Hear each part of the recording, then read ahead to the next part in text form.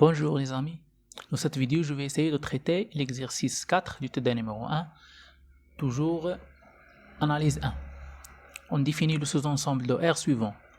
A est égal la partie entière de x plus 1 sur x, tel que x est supérieur strictement à 1 demi. Première question, montrer que A est borné. Donc pour montrer que A est borné, je vais essayer de distinguer les cas. Donc j'ai toujours que x est supérieur à 1 demi, donc si x est supérieur à 1 demi et inférieur à 1. Alors, qu'est-ce que j'aurai là dans ce premier cas? J'aurai que la partie entière de x égale à 0. D'accord? Parce que la partie entière de x, c'est le plus grand entier naturel qui est inférieur à x. C'est-à-dire, par exemple, la partie entière de 3,5, c'est 3. C'est le plus grand entier naturel qui est inférieur à ce nombre-là, à 3,5, c'est 3. Là aussi, on a x est compris entre 1 demi et 1, c'est-à-dire il s'écrit sous la forme 0, quelque chose. Donc, 0, un nombre là, n'importe quel que soit, va être égal à 0. 0, c'est le plus grand entier naturel qui est inférieur à 0, quelque chose. C'est pour ça que j'ai écrit que la partie entière de x est égale à 0. Bien.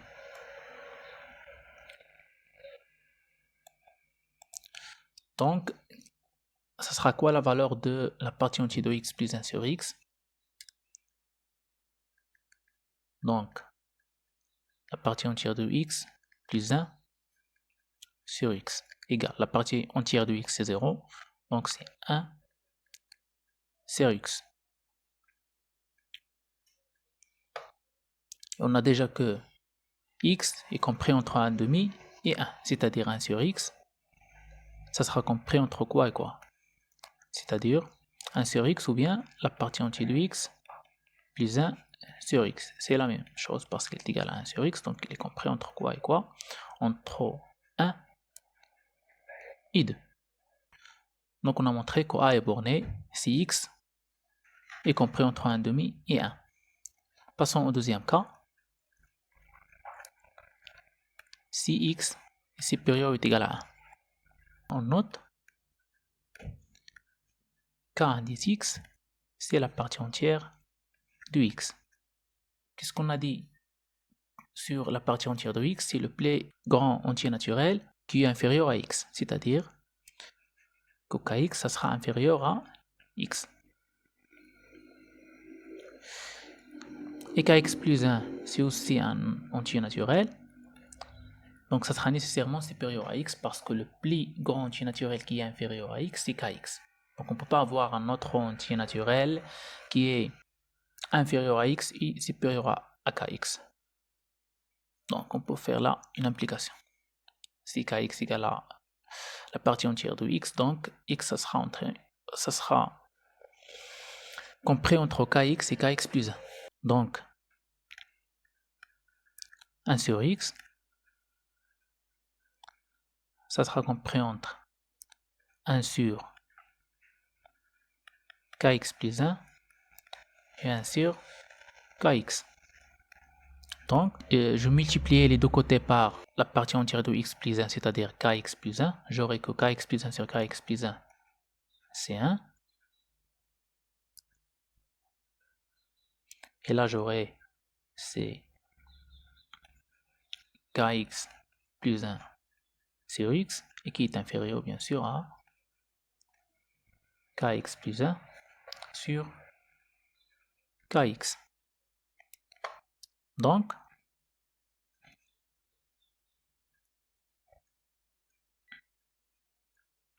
kx plus 1 sur x, pardon, est compris entre 1 et kx plus 1 sur kx, c'est kx sur kx, c'est 1, plus 1 sur kx.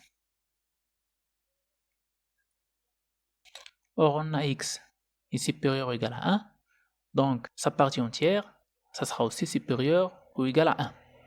Donc 1 sur kx, ça sera inférieur ou égal à 1. Parce que kx est supérieur à 1, donc 1 sur kx est inférieur à 1, donc 1 plus 1 sur kx, ça sera inférieur à 2. Alors, qu'est-ce qu'on peut dire en général?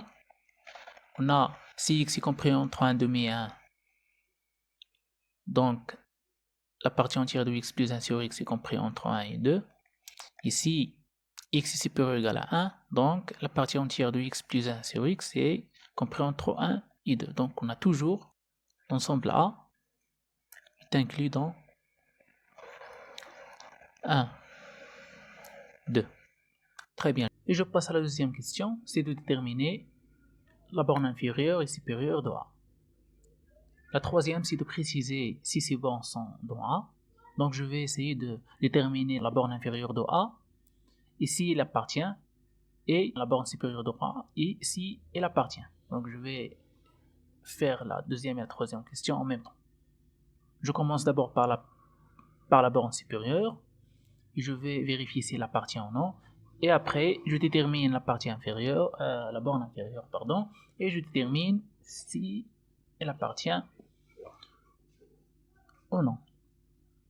Je commence par la borne supérieure. Donc je constate que 2 est un majorant de A. D'accord? Après, j'ai que pour x égale à 1, qui est supérieur bien sûr à 1,5, parce que il faut que le x être supérieur à 1,5.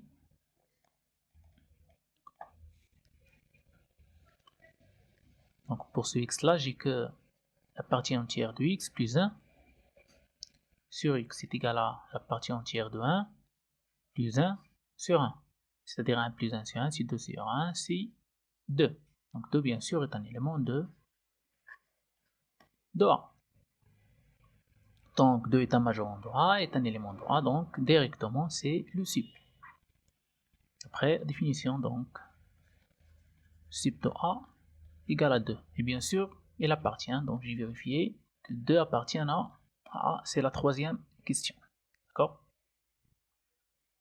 Je peux écrire là, c'est 3.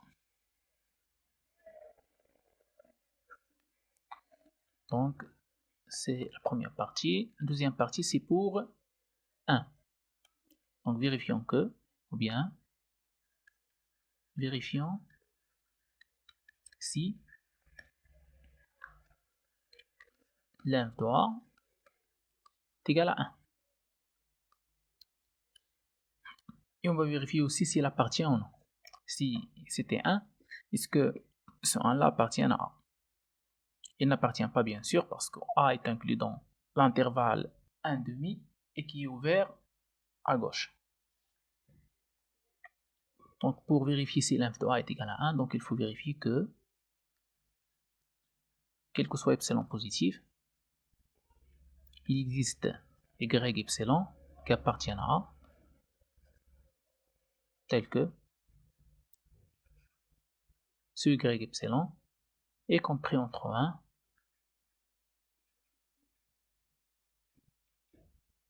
et 1 plus. Donc pour vérifier que pour n'importe quel epsilon positif, il existe y epsilon dans A tel que y epsilon est compris entre 1 et 1 plus epsilon. Donc je vais d'abord prendre un epsilon positif, soit epsilon positif. Donc il faut chercher un y epsilon qui appartient à A et vérifier ceci. Donc d'abord y epsilon est dans A, c'est-à-dire y epsilon, on cherche un y epsilon tel que y epsilon égale partie entière de x epsilon plus 1 sur x epsilon, tel que x epsilon est supérieur à 1 demi, par définition, de l'ensemble A. Donc x est toujours supérieur à 1 demi. Si x est supérieur à 1 demi, alors la partie entière de x plus 1 sur x est supérieure à 1. Donc il faut d'abord garantir que x est supérieur à 1 demi. C'est ça ce que j'ai fait là. Donc x epsilon supérieur à 1 demi. Donc je vais aussi garantir que y epsilon est compris entre 1 et 1 plus epsilon. C'est-à-dire que la partie entière de x epsilon plus 1 sur x epsilon est compris entre 1 et 1 plus epsilon. Donc il faut que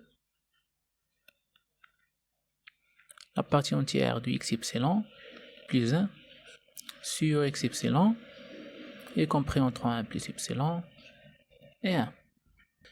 Bien sûr que la partie entière de x epsilon plus 1 est supérieure à x plus epsilon, supérieur ou égal. C'est trivial, mais il me reste que de vérifier que la partie entière de x epsilon plus 1 sur x epsilon est inférieure à 1 plus epsilon. Mais je vais vérifier les deux parties, d'accord? Vérifions d'abord la première partie. Donc vérifions que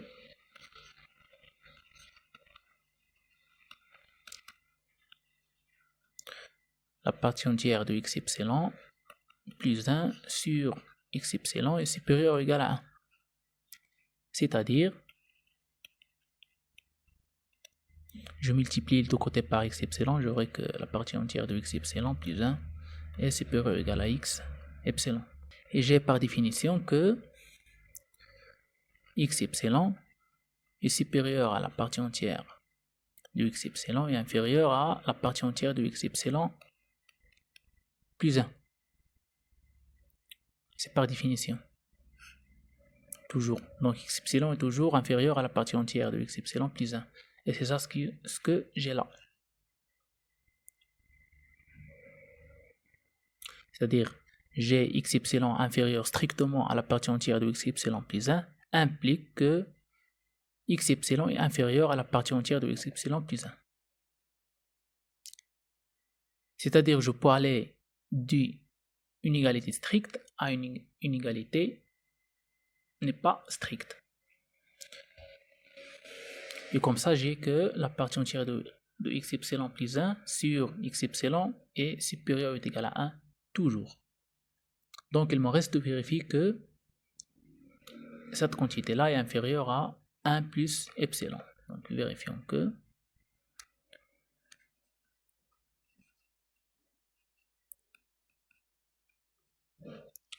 la partie entière de x epsilon plus 1 sur x epsilon est inférieur à 1 plus epsilon. C'est-à-dire il faut vérifier que la partie entière de x epsilon plus 1 est inférieure à x epsilon fois 1 plus epsilon. C'est-à-dire x epsilon fois 1 plus epsilon fois x epsilon.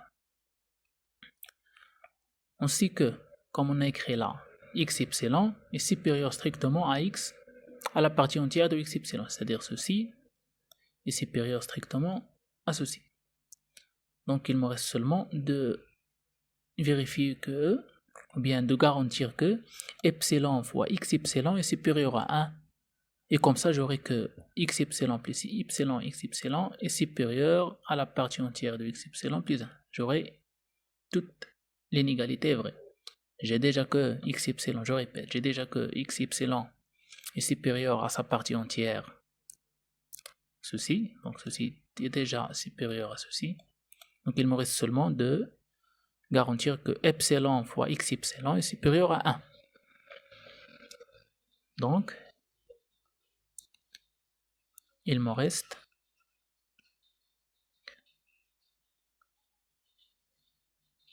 que garantir 1 est inférieur à epsilon x epsilon. C'est-à-dire toujours, c'est-à-dire x epsilon est supérieur à 1 sur epsilon.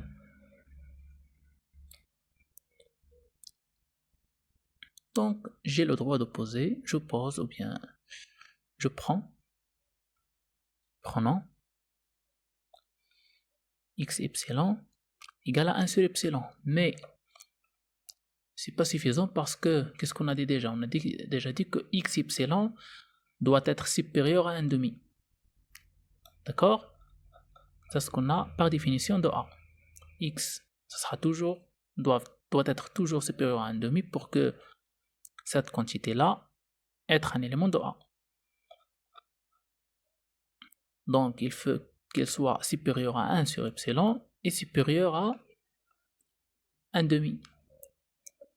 Strictement, donc je vais poser ou bien prendre un x epsilon qui est égal à le max de ces deux valeurs, c'est-à-dire max de 1 demi et de 1 sur epsilon. Plus 1. Pourquoi plus 1? Parce que je veux avoir que x epsilon doit être supérieur strictement à 1 sur epsilon et supérieur strictement aussi à 1 demi. Donc j'ajoute n'importe quelle valeur là pour assurer ça. Donc j'ajoute par exemple 1. Donc je vais vérifier maintenant que pour ce x epsilon que j'ai choisi, mon y epsilon qui est égal à la partie entière de x epsilon plus 1 sur x epsilon appartient à A, bien sûr, et est compris entre 1 et 1 plus epsilon. Pour la première inégalité, y epsilon supérieur est égal à 1, c'est-à-dire la partie entière de x epsilon plus 1 est supérieure, sur x epsilon est supérieur ou égal à 1, est toujours vérifié, donc je vais vérifier seulement la deuxième inégalité, c'est que y epsilon inférieur à 1 sur epsilon, inférieur strictement. Donc, je vais vérifier que y epsilon, qui est égal à la partie entière du x epsilon plus 1 sur x epsilon, est inférieur strictement à 1 plus epsilon. Voilà, c'est ça l'inégalité que je veux vérifier. Donc, je vais aller par des équivalences. Donc, ceci est équivalent à la partie entière de x epsilon plus 1 sur x epsilon est inférieur. Je multiplie les deux côtés par x epsilon.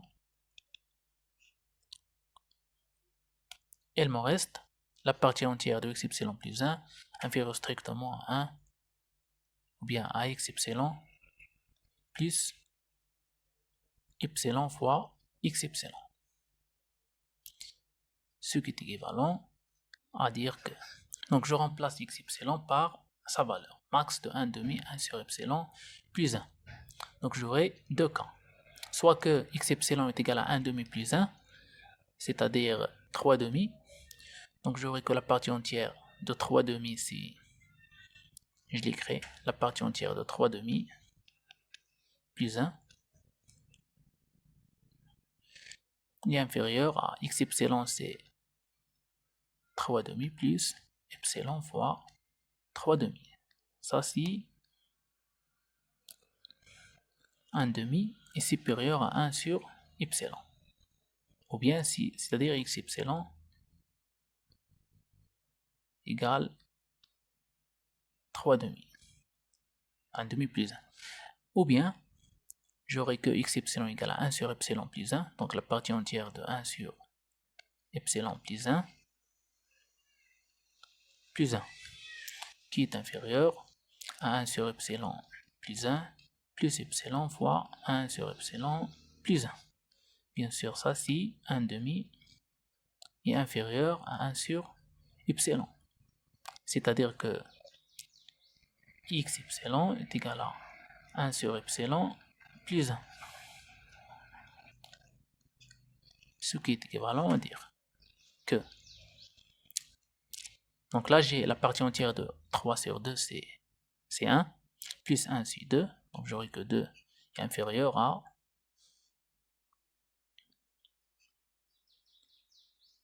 3 demi plus epsilon fois 3 demi. Bien sûr, si x epsilon égale à 3 demi. Le deuxième cas, c'est la partie entière de 1 sur epsilon plus 1 est inférieur strictement à 1 sur epsilon plus 1 plus epsilon fois 1 sur epsilon plus 1.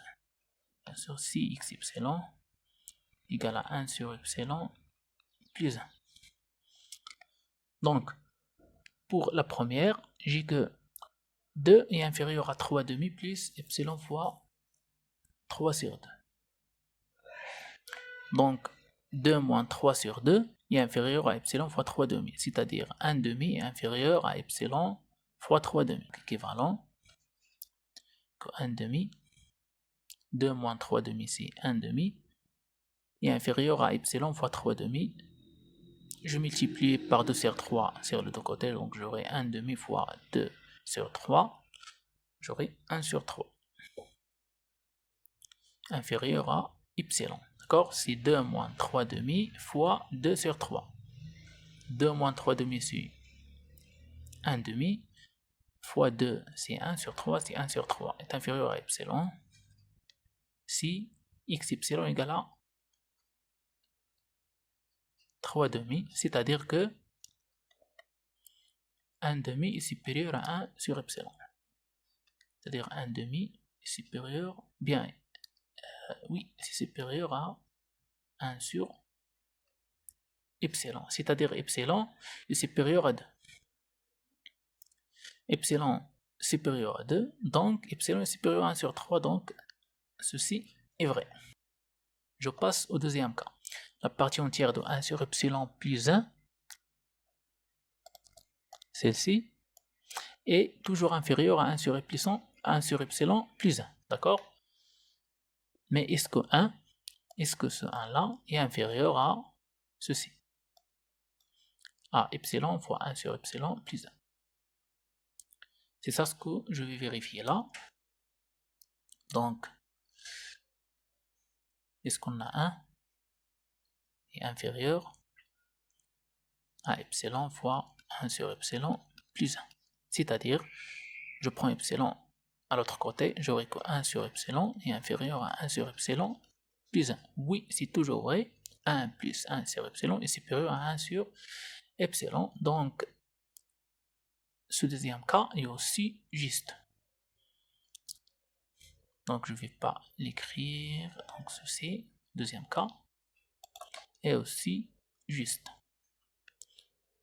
Juste. Donc, ceci est juste. Donc, ceci est juste. Donc, alors, ceci est juste. Donc, ceci est juste. Par des équivalences. Donc, j'y vérifie que mon y epsilon qui est égal à la partie entière de x epsilon plus 1 sur x epsilon est inférieur strictement à 1 sur epsilon et il est aussi supérieur ou égal à 1. Donc, j'ai terminé l'exercice. Merci pour votre attention et à bientôt.